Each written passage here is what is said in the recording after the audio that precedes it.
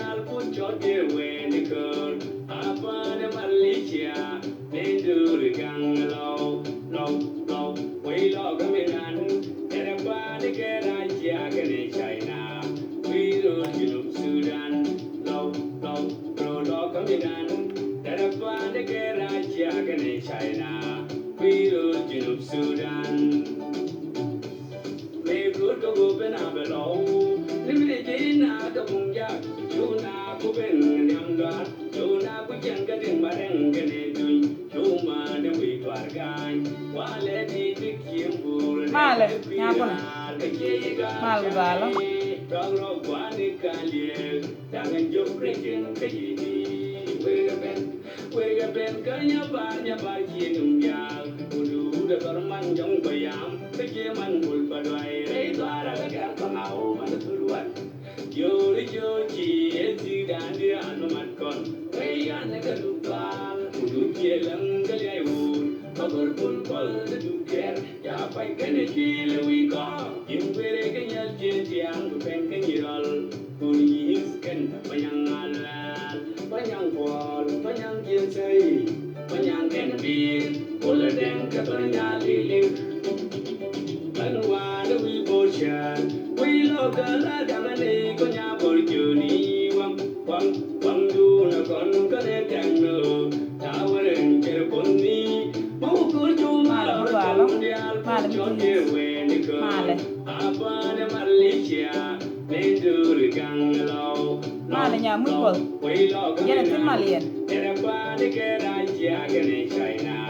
we ro junub Sudan lo kaminan era pane que raja gane China we ro junub Sudan udu kan bocher bodor ni jeng loga we tu na ke man kwan kame merike madon merike man kwan merike nyapuel merike nyandi urma kan da wiye mal koy na nyana mal koy na mala magalo mala bulnya eni kena pulwa we kagang udu keden job la janga gatinya ken te jugal yang dor jugal gen en joga jo we buwan jan ka ko we jen kom jai ko ye len ja gora maniker gora kujar kiembu ke chiman borbu anwa de we borsha we lokala dangane ko nya borjuni wam du na kon kane tangno awaren jer ponni mau kurju mar chol mundial pucho de wenikor apane malaysia nendur ganglo lo we lo gaminan era pane que raja gane China male ko run wang male ko changdar male ko tiang ayo go taran tin ke ye chayener wen mila ba ka live video chilo de chete tele mete loida atel tes ko lo aje mila be ka live video mete loida chete ben ka live video tele mete ba gorten ka do ben cheje in na ko rum na again social media ke jan live video me ana ramanga je wo galo ko rai ma ba kwena chiare je ko bane ko ndial ba je ne me chitu wo rai lo ko me kana ma to ne wal ko lo kana ko to wo bu lo ke lu e bada bu lo ke lu ba pe no wup de bala ke kana ma to ni ndak dia la to ni wal si dak ta ngay go ga chang đạp ngay nó đã ga jiu dak ta la ngay me chang đạp ngay nda ku ne ne bi ne bi dong bi jala ba ben jala be ngan jala am lwal kana menen kan jala am lwal kana menen la ne jala am char ba ben ba nei ba ju dora ko kub mala ba la ran yo chi ne te gor ko mun ichi le ben ko ne te gor ko mun ke ji SPLM akan te gor ko mun kwa mun kwa ila gor ka jala ichi le ben ka jala la ba ju kan da to kan ngai to dong đó to ma de we chi na nyin ka lan kan da to ma de we na nyin ka wa đó to ma de we na nyin ka ko akan da to te pi na rai dien kon ga de ti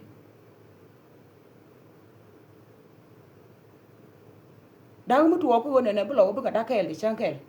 kana kon ma to and we need to identify this go no ngu ko to ngu mu no nge ko bu lo bu ka da ma lo kan chi ka te kwar te lo kwar te lo ra ma roi mu lar je wona ne ne ti kana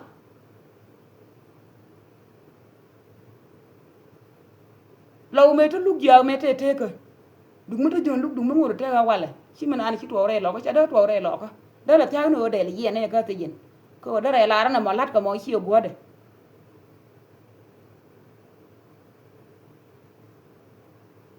law ni ma cha dawo go njo je go te ko rit ko law ngu da go te rit ko law ka chi daw de cha per ka dak lo ko da ko kien a do chi lu ru yen ta lo da ko kien te le yo kwar urur me cha to wo bi kuma ba wure urur ci gar urur ci ko ray ca da kan ci ko ray ci ko ka jeng ko ci ko ray ca ma ti ni ken ca ga tëb dag den ca per ka dag nan ci dak ay ñi rol dam pañ kene ko be ko li mu no mo no nga tel beul ni ci yeen beul ko ni ci aro ko yalla ka yeen beul la ko min ci yeen ko nglet awo gora ni brede you don't care gada mata far kiawa chama nungu you don't care ku be ni din ke bred na nungu wi tar bedu bred ngori ba ebi gad ku je cham ajen na ngori je tele mo ngori gola e mi chang je go jine ne jinu wori bu ko watwang ma lo agudi wori lo agudi re twang ne ke go ba yi moy ko kwan jen bu kula nga who are you tomorrow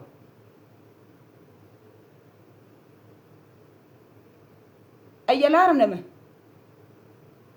rana yelo ko ti chieng ti go nyura kai lu bi chara ko mi chiru ko chu ko ti jalu chara ko te ji kol to ya tram dai lo go ji ke go jin pointu ti ka do run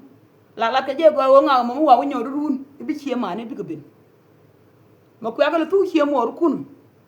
run waran wa ka pi ye bi nga bin ko lo ru bu yen ti chi wu jen je ti lo da kan chi wu jen je ti ka lo te la karam ko dai re aga lo ko mu dien bu ku law dai rek nei de kon charo dien organa ay go ka nuor ka nei de kon chal do te ta ga dien chari ma char ko la gor ken por jag do yo chari al ka ay cha go bu lo kul bu lo benin pelmen bu lo bo goru la wona ne ba bo ter ken ka kor ba lo ben confuse tomorrow ru no we wa konde aga lo ko man dien la lo ka mukta more than ga do mi chukur mi choku to wa ba ko ne ba no ngi tar beda yen law le ba wonkun yen law hiaro duri al ka go wona ne la lu kin rama ci ben ga benemo biya bari encore ga rama nan biya go roje biya wate encore hiaro kuri al ka go yen law ni ko we chang ban go mi la go sheitan mi che wu nyure do arun ajen nan bi wutu yelo che me ba wure ya la gai ma nyon gene chu yena wopal gai ma nyon ngu me kana pala ne ken dore ne betin ka ga wa me chia ba pala gai ma nyon gene chu na betu che pa mlin din nyen wan ya chagat ken ba bai reda che ne din nyen wan ti ne din nyen wan ti de te do lo ko manande le de ka ken cha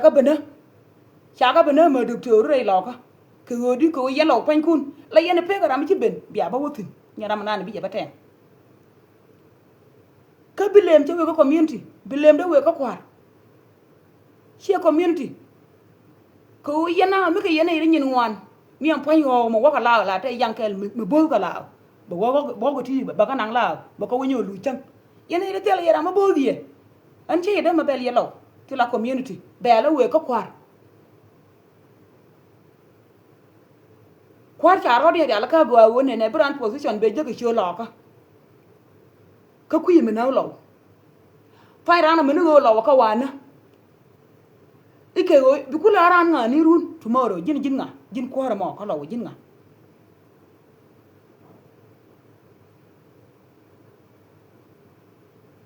anga ma dai yana ngot ka menga yana rama dai yana ku gwe ka mengot ka menga yana ka generation ma ka lew anga ala kon ne ti law ram ya do cha do ta da ka kon ga kun dum go kon shine la dab ala ga ko ane ga le pidre ma la police ci ane pidre ko rukun te la yana ye joitin kana ye gora goa aga ko ka le la gor wana gora ko refugee kem ni aga ko ka le nyure we tele mi ne ye mi po mi chalet ka dor nan chalet ko be mi chalet ko wuror mi chalet ka nyirol chia de valo wena de gwen den chia de valo jube tara inu kundial chia ga tel ka jube yo kundial tele en kan nan ke sidung lo community bay ba muy ke yo chia ga ko dwel ka Kampala ka Uganda scholarship ni kon la be te baba kam ga lo ko chia ga kam na ka gad kun gor gad kun yen generation me tatine e do mandan jayna rodan ka chong ne go bum ko kuigan kon ko na ya gaini ti dan ka ka ci gad go kula na nyon pe kura la nyon gad gan ka pies akani nya ka pies kan shi ka tel ga chi ran ga doro mago chang ki ran mi mo they have no problem ara ku bu ngiran tel ga ko be poira ku bu ma wa da me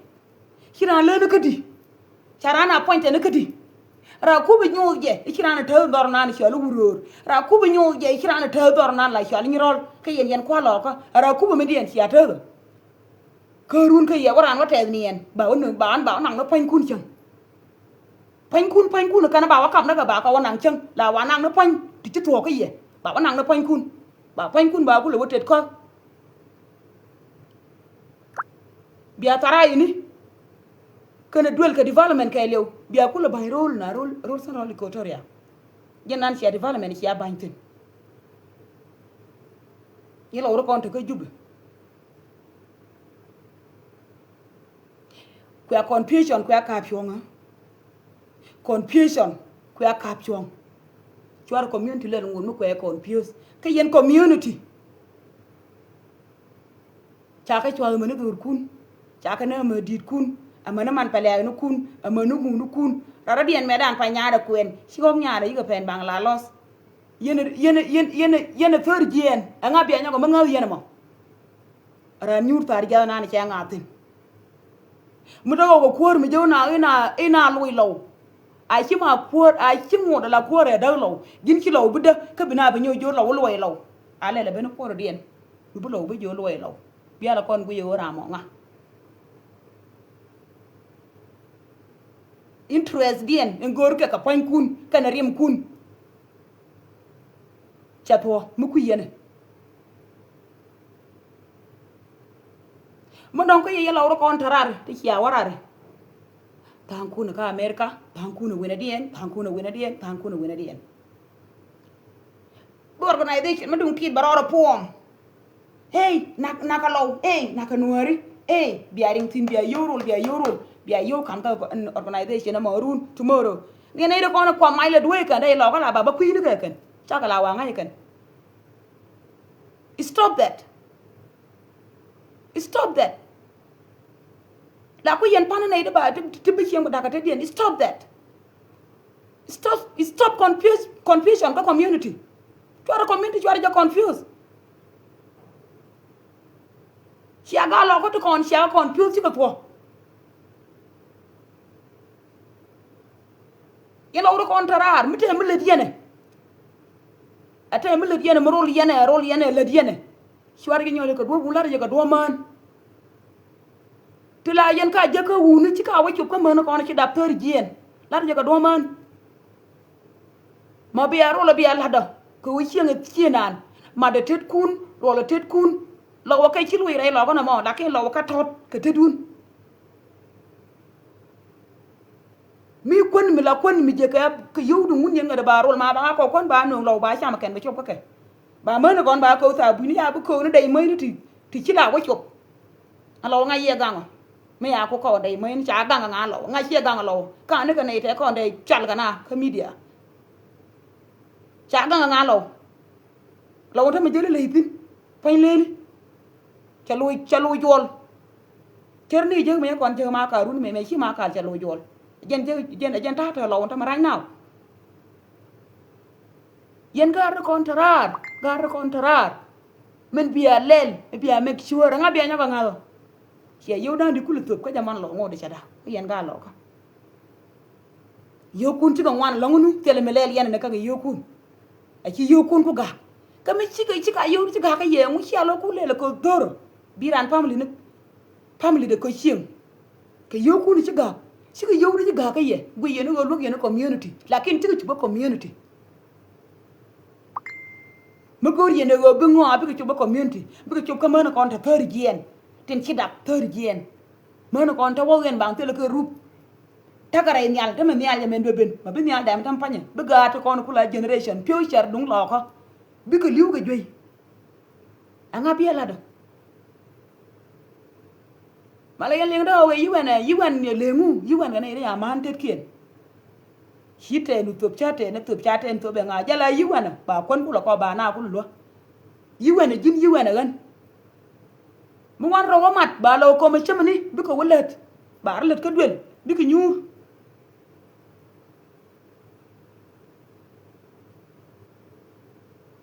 bi ko nyur ba ko wal ba ko docteur mu gam proportional ci man docteur lo ra belet ba ka hat ba ko tum ba man ba ka yalla ka na ma jala ko yede yen lat tuar confusion tuar ji ñogo leni ka community ñok te ka organization mi biya ko pani organization ñun kuma tu moñ tomorrow ba lo ba ndor te lo ram lo ngay ka ke ci gode na mo ci gode ngan tele ma roy da chate tele ma ko ngan yada la ko mo tele nga community ba ko to ka community ke nyam ba kulu wata ke party bi party kulu wata ka kom ba kulu wa kam nga ngan mi tele nga community e party men bi nga ba goro nya da ji agu bere ba nan kom da na me ko kom la wa ka da turu party ni ba waje ne ka na party mo ma party ba nga ying mo ko nga je wata community yen youth la ko yen ngwane la ko aliadu ne jen chile la alia bang event aliadu la alia bang aliadu la we ne lora bang dong chai da ba mo ra jin gat kel ka ra ka mo run bulu chui ni chia ka mo ya kwana we chai we nyatin a je organization ne char ho dia ala ka ne ibi ka mit ka pan kun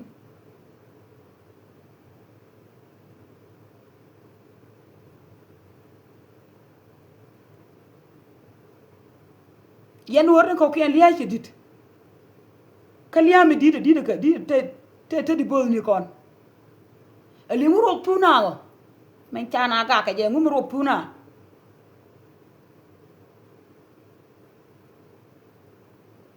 ali mu ro puna le mu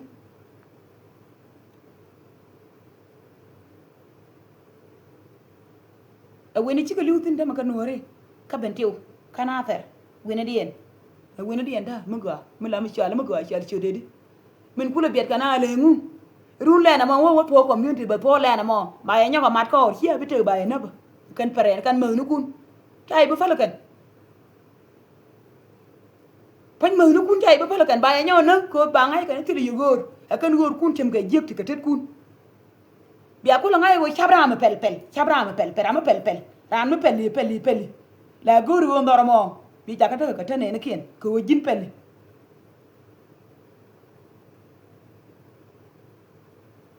ba yin kono ka kun ke yo kun ko yo le jinop ke yo kun le jinup a cha lep da ko jado run ba yo ga kan ba ko la kamji mu ngo mu yo ai wel tak dam ke yo ka why should I go and kill my people mi ke yo ba mu chama ka ro ma chama ka ke lo yo mo na ginu Sudan me gor ke je gor na ideal kel she gor am kel eberan wanatin kemis kon chamna ka kel why mu bamit ko pon ke o chanara wana chagwalen wana chawaida wana to do what no malera la nyur ke ye bele char ke chanke ne yiti run bi gala na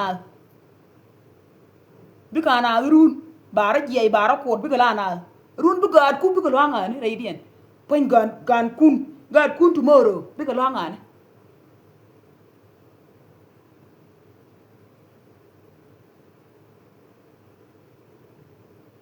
an je ni ye lem na wang dan lem na je lem na wang dan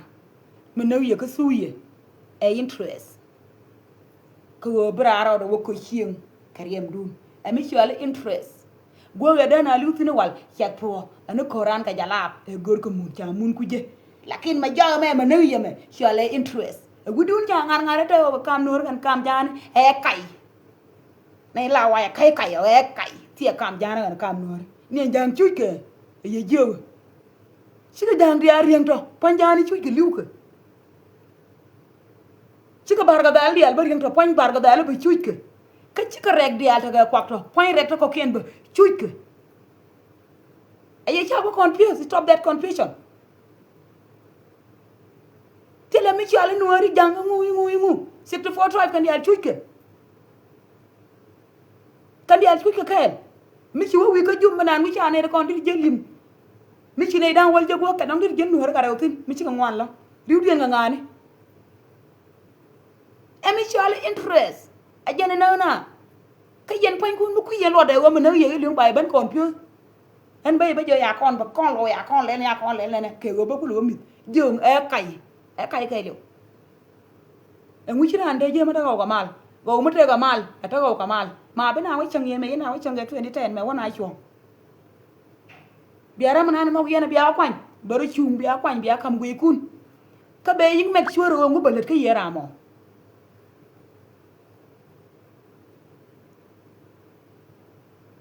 yalla ba wan kun kala ba jiz kun lianga da man ya wal nay ta wal ya gor ka go go gor ka ngana da man chato kalas chato kalas yalla o mutele ya bo yana chef der ya bo mi ci wunu kun mi ci ka panga tel ramala ya ka yana ni pan man de ya bo kan